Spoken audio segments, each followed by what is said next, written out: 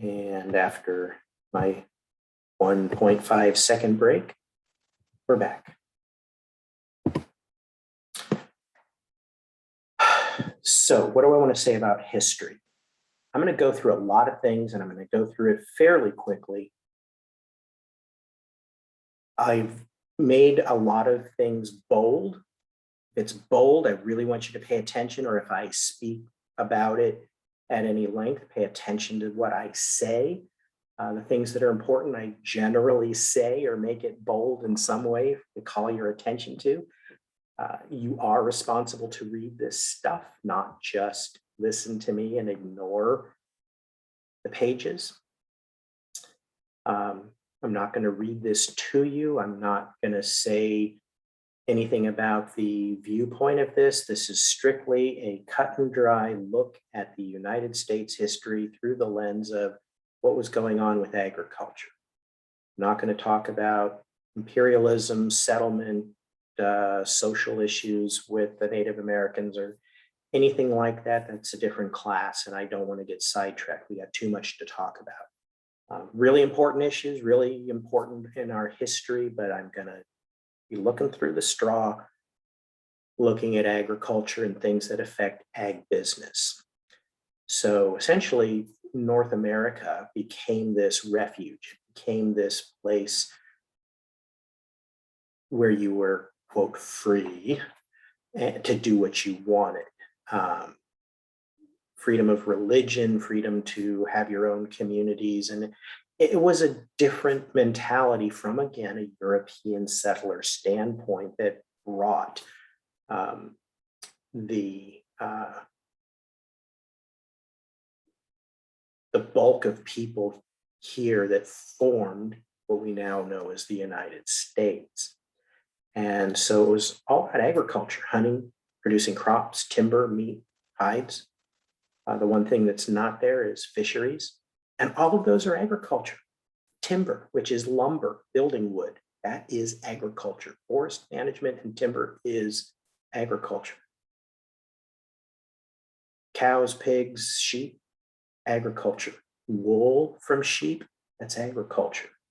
Hunting, that's agriculture. Trapping beavers, that's agriculture.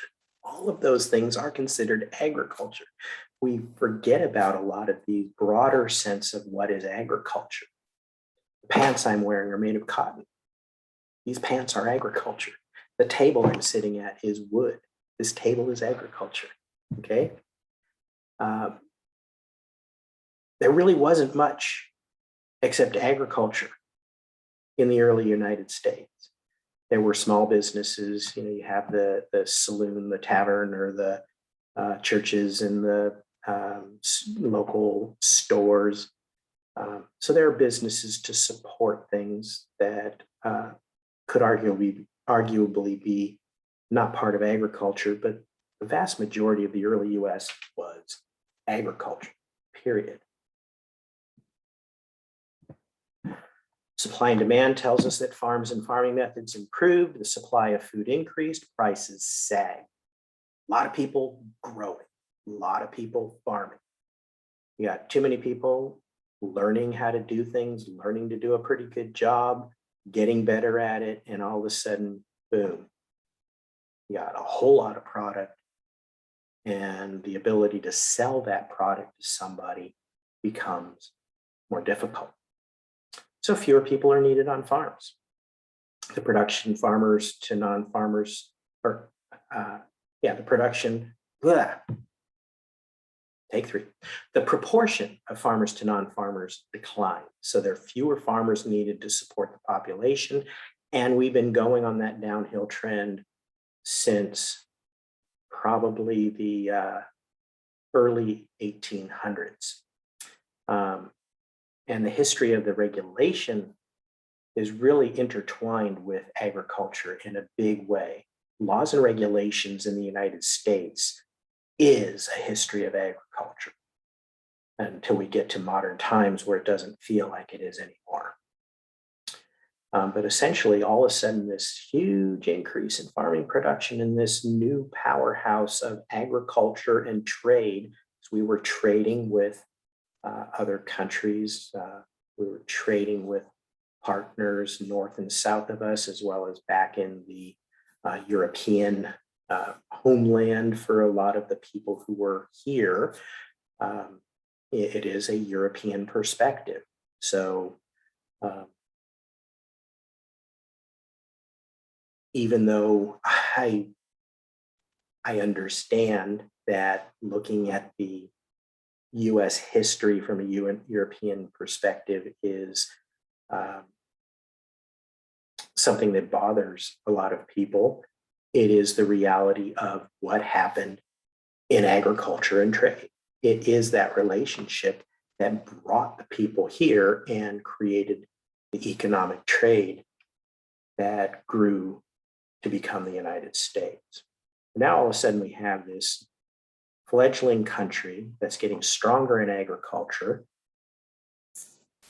many fewer farmers than originally were needed before everybody was a farmer or somehow connected to farming. And now you can do other businesses and other jobs, and you can have the blacksmith and the textile maker and the dressmaker and all of the other things that are needed to create a community. But all of a sudden, there's no laws, there's no regulations for all of this. It's kind of, I guess, it's not really a good way of putting it, but the Wild West of growing things. There are no rules. So a lot of things started to happen to put into place some basic laws and regulations, some rules. The country realized that our country's success is really on the backs of agriculture. Our economic power is our grain and our cotton and our trade ability to take this agricultural product and trade it for value and economic strength.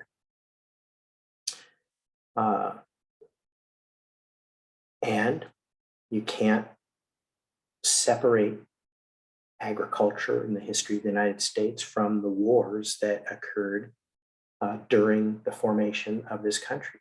The Revolutionary War, the Mexican War, really established the start of what the United States was going to be. It created the land that we call the United States largely. And so what do you now have? More need for more agriculture and more demand for more products. People need horses, and they need their horses to be shod. They need wagons, they need clothes, they need cups and plates and shovels and all kinds of things. And so now there's industry, and you got to feed everybody, you got to clothe everybody. So this industry is primarily still agriculture with supporting things. You also have all of these young men. They're also the women that are crucial to these war times, that are doing unsung work, the backbone of work, to help the young men who are out there becoming soldiers. Then, what was it, 1849? Go 49ers. 1849, the big gold rush, the famous gold rush. And that just exploded more growth, more territory, more fueling of agriculture. The Civil War, boom, huge impact in terms of land, rules, agriculture. Popular and political views and the president and his administration also defined and shaped laws and regulations in agriculture and in other fields that affect agriculture. So, for example, President Woodrow Wilson signed laws establishing the parameters of the Department of Labor and its functions. Franklin Roosevelt signed many economic and social measures during the Depression. President Richard Nixon signed the Clean Air Act, Clean Water Act, and Endangered Species Act. So the most powerful, fundamental foundation of our laws that are to protect the environment were signed under the Republican President Nixon. And I think a lot of people think that, environmental laws, it's all a democratic kind of an issue. Arguably today, that is certainly largely true, but back in the days of Richard Nixon, he's the one who was in that chair who signed those three foundational laws that exist today, which protect our environment. So don't get caught up in red versus blue, right versus left, Republican versus Democrat. Those are important issues to talk about, but it is a moving, fluid issue over time. Lots of things change within those discussions. From its beginning, the USDA was dedicated to assisting farmers. As the population became better informed and more literate, meaning ability to read and write, more affluent, they had more money, it turned its attention to rules that would protect itself. The late 1800s and early 1900s saw more information published through the growth of newspapers, etc. And so there's this huge foundation of laws that created the USDA, that created some rules for agriculture and trade, that created the ability of agriculture because it is the powerhouse. The United States recognized that its position in the world as a country that mattered in the world depended on other countries having confidence in our product and the willingness to buy and trade for our product.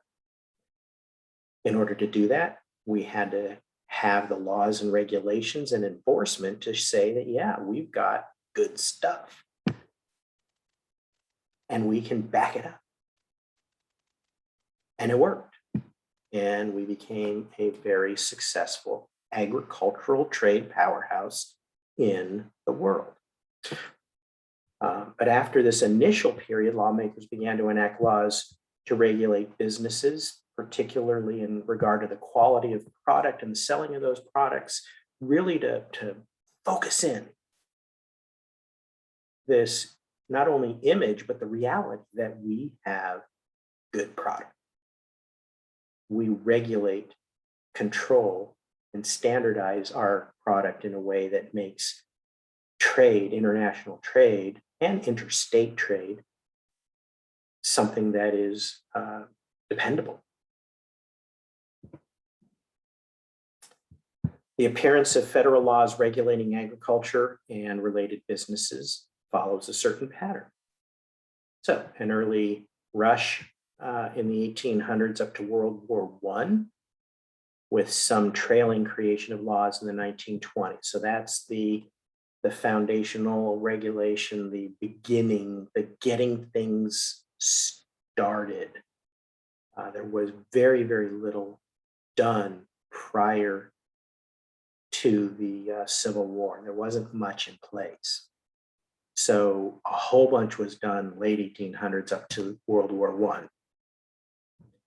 Then the Depression era. Now all of a sudden it's like, wow, we need to shore up the economy. We need to fix things to help out our farmers. Agricultural improvements and laws supporting research and development increased during and after World War II. And that was an era of an explosion in research and understanding and science. We understood that we needed to compete in order to not be swallowed up during World War II. We needed to develop better ways of doing things, better ways to make rubber, better ways to grow crops, better ways to design and build a tractor, everything. Material science, agricultural science, chemistry, physics, everything was being uh, explored in whole new ways in the years just prior to and through World War II, and then it continued on afterward. Um, so we get into the 1950s and 60s. It was this post-war growth and prosperity period for the United States. Again, that's looking through a very, very far away lens. We're looking at it as the country's economy is growing, as we're developing new methods and sciences exploding, and um, you get in closer and you realize there's all kinds of problems socially. Not everybody is riding that prosperity and growth curve. A lot of people are not. Huge amounts of um, social injustices going on. But at the higher level, just looking at the growth of the country, it was huge. The idea that we have this romanticized image of the 50s and 60s that there was opportunity for everyone. Maybe everyone didn't get it, but there was opportunity and there was growth and there was money. There was this new thing that never existed before called the middle class. That was new. And arguably, the middle class did start largely during the Industrial Revolution before uh, World War II, but the idea of a recognized large middle class was something new.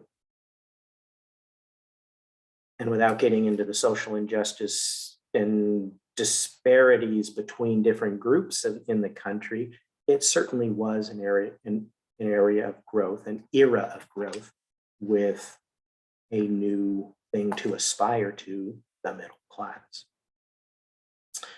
Prosperity combined with increasing environmental awareness produced a spurt of environmental laws in the late 60s and the 70s. So it's not just the environment, that was a huge change, but it also continued with worker safety, worker rights, and things of that sort. And it put a lot of new requirements on farmers during those 60s and 70s. That's the environmental era. By the 80s, the basic laws were largely in place, and the focus shifted to regulatory implementation and to amendments to establish law, fixing things, making it work, modernizing, adding detail to the regulation that was missing before.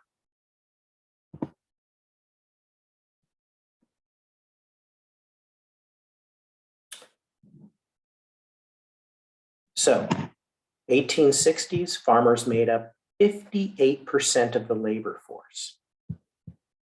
By 1862, the USDA was created by President Lincoln, who signed it into law. The same year, the Morrill Land Grant College Act was authorized. So there are lots of land grant colleges. They exist to this day based on this effort to create universities and organizations of higher learning focused primarily on agriculture, agricultural research, and agricultural learning. The Homestead Act passed, encouraging new settlement, trying to increase settlement and need for agriculture, moving or pushing the population westward. And as I mentioned before, I'm going to make certain things bold and I'm going to skip some things. If I skip something, pause and read it. So of the gainfully employed persons, 47.4% were engaged in agriculture in 1970. That's the first time in American history that farmers were less than 50% based on statistical data being collected at the time. And so it was a shift. Prior to the 1870s, there were more farmers than anything else. In some points, it was a lot more. And we crossed paths about 1870, where farmers are less. Now, farmers are way less than half of the population. 1875, Civil Rights Act of 1875. Some people think civil rights, well, isn't that something that occurred in the 1960s? Yeah, there's a lot of civil rights acts, not a lot, but there's several. And the first one, 1875, the Reconstruction era law to protect all citizens in their civil and legal rights. Did it have sufficient impact? Oh, hell no. In many forms, here we are post-Civil War, but in many forms, slavery continued anyway, just under different models, different names, but it still occurred. Even into the 1900s, and we had more civil rights that'll be coming up. So here's agriculture in terms of the gross domestic product. You can see that agriculture is going down, not because it's literally going down in value. This is a percentage. If it was value, agriculture would be going up. But as a percentage, it's going down because industry is taking up more, not a whole lot more, but industry is taking up more in modern times. Again, this is not the whole history of the United States. This is the history of more modern period, but it's the services industry in more recent years. So this is what's going on now. Services industry is exploding in many ways.